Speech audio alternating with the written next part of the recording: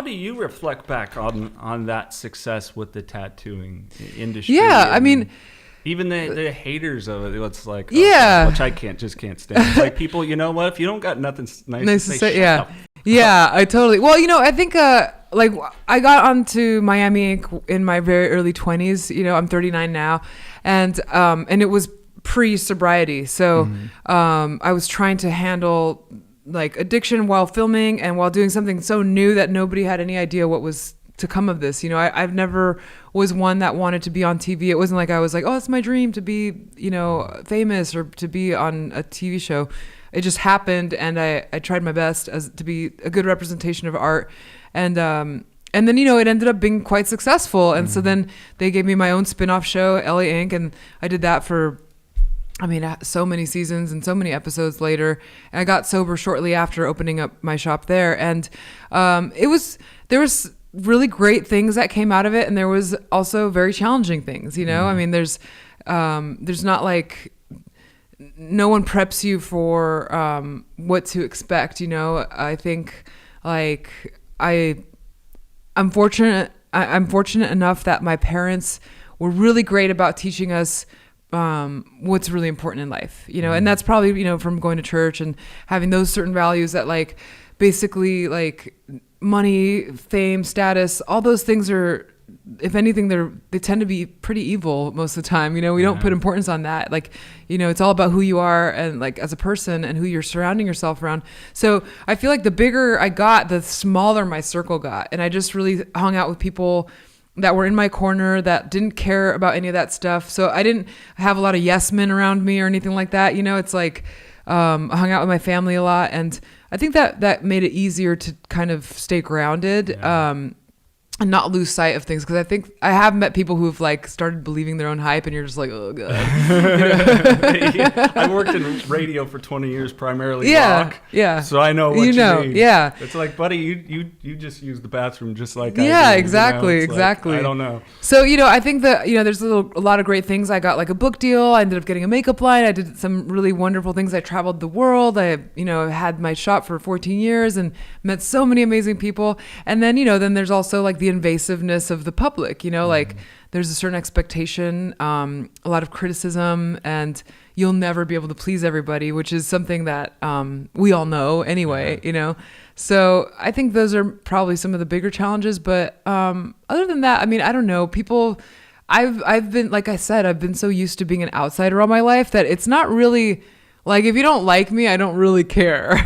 Like, I'm kind of used to it, For you. Because the thing is like, I don't think I am for everybody. I think that, I think I'm unique in my own ways. And if you like me, that's cool. If you don't, that's cool too. Like, I don't like everything either, Welcome to the club. Yeah. That was a really hard thing for me to accept. Yeah. Because Mikey knows I just want everyone to love me. Because I just love everyone. Yeah. And everyone I meet, it's like, we're friends now. Yeah. And it's like, buddy. We'll have little pep talks, and I'm just like, Jason, fuck them. Yeah. Who cares? Who gives a shit? No, I know. And I'm like, no, it's okay. Yeah. Fuck them. Yeah. Yeah. He's True. my Jiminy Cricket with the sailor mouth. Yeah. That's why we're yin and yang with this kind of thing. No, it's true. And, it's funny because my husband and I, we talk about it too. Like, we really feel like it's us against the world in a way. And it's like nice. Like, I feel so lucky that I found my partner and that we get to like navigate through these crazy times together and like build our own little family now, So, it's not, I don't know. I feel like there's not really anything you could say that like was going to make me cry or anything, people say like, they don't like the way I look, or if I'm, some days I'm too skinny and some days I'm too fat. It's like, whatever. Who cares? Yeah. Not the person that I love and loves me deeply and exactly. dearly. Yeah. I got one. I'm good. Yeah. Peace out, bitches.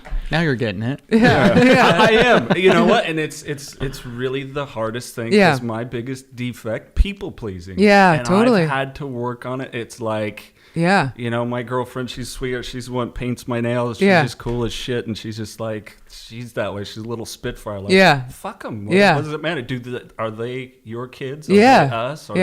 They're not in your home. Who cares? Totally. You go suck a what. So it's like, it's hard for me. Yeah, sure. Did you have to work on that too? Or was it a little bit? I think, I don't know. maybe just like the punk rock upbringing. I just never really like, I just don't believe in living for other people, you know? Sure. And so you're always kind of thug life. Yeah, I think so. You know, probably like not to my benefit too, you know? It's like yeah, you know, like I didn't go to high school, you know, I dropped out, I think my second week of my freshman year, which isn't something I would promote, but it's like, to me, I just was like, oh, this isn't for me. You know, I already know what I want to do. I'm already tattooing. Like, I'm just going to go into that trade, you know? And whereas my dad, you know, he comes from like an educated background, and it's like, you know, he worked really hard and went to medical school and all this stuff. But I would always tell him like, you're so miserable. Like, oh, cool. Like you get like some letters behind your name, but like, you're so fucking miserable. Like, I don't want that. Like, you know, and there's some people that they find joy in that, and that's so cool. I think that they're meant for that. But like, for me, I'm like, oh, I don't like. I mean, when I first moved to Hollywood, I lived in a crackhead apartment, and had like, it wasn't even a 1 bedroom. I lived in this living room, and no car. I had to walk to work, and I was just high on life, man. Like, I would like skip over the stars on Hollywood Boulevard on my way to work every day, and you know, it was just so exciting. Like, what tattoo will I do today? You know, who knows? I might do one, I might not. Who knows? It's gonna be great, and I'm gonna give it all. And every day I'm getting better and better. And it's like, I think that's like the key. You know, it's like just figuring out what you love and going for that. And sometimes it doesn't. If it's not a hit, that's okay. Like, as long as you love it, you know. But I wouldn't want to do something that I hated for money. I think that would just be like soul sucking.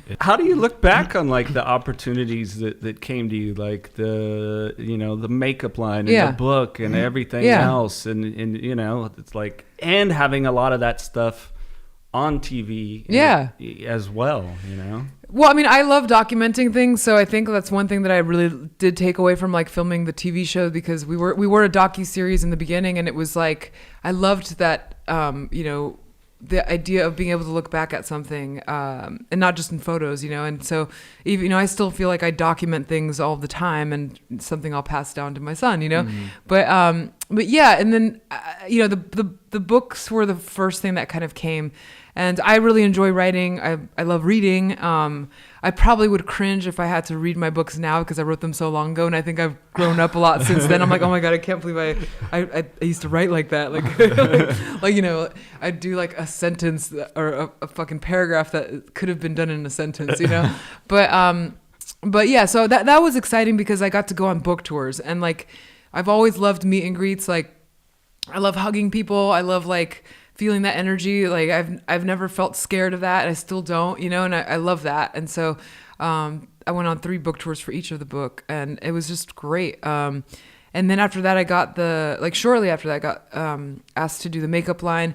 And I think that was thrilling in the beginning, because there wasn't anybody doing it, you know. It's like, there wasn't any weirdos creating makeup lines. And so I was like, oh, cool, I could do something that's different, and that, you know, people like me can respond to. And it was great. And then it just blew up into this giant monster. And like, I think sometimes things get so big that they do lose their magic, you know? And for me, it was like, I mean, I had the makeup line for like 12 years. And I would say like after like year 9 or 10, I was definitely over it. Like, you know, it was just corporate meetings, and, you know, I was no longer really being creative anymore. I just felt like there was a formula, and we created things based on this formula and a timeline and a schedule. And there was like just no, I hated it. Yeah, to get like a situation, you come into a boardroom meeting, and hi, these are the PR and marketing people, so this is what your image is going to be. Yeah, it's like, you don't fucking get me at all. That's exactly how it felt. Like after a while, like even some ideas that I would have would be like too edgy or too, you know, they wanted things to be very safe. And I understand, because it was like, you know, you have partners and they're expecting certain things, but I'm like, oh, well, you know, I got into this because we were like fearless pioneers, you know? Right. And then when that magic is kind of, or that luster kind of wears off, like, why am I doing this, you know? And at that point I was like, everybody has a makeup line. And I just saw like the predictions of numbers, and I was like, it's better just to cash out now and just sell it, you know? And so, and at the time I was already getting ready to go on tour. And so I was like, this is good, because if I were to have stayed, I wouldn't have had time to, you know, be able to go on like month-long tours, you know, across the world.